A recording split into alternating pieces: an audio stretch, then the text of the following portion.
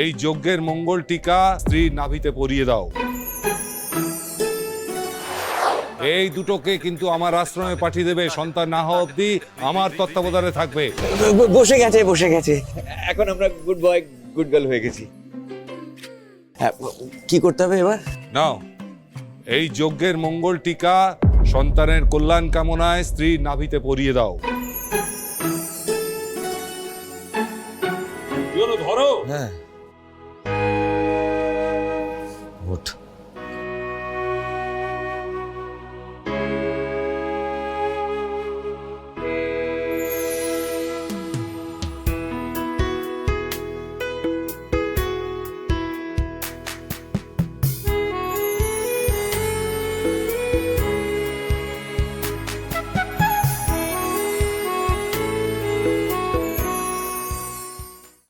আজই ডাউনলোড করুন আর এনজয় করুন আপনার পছন্দের শো।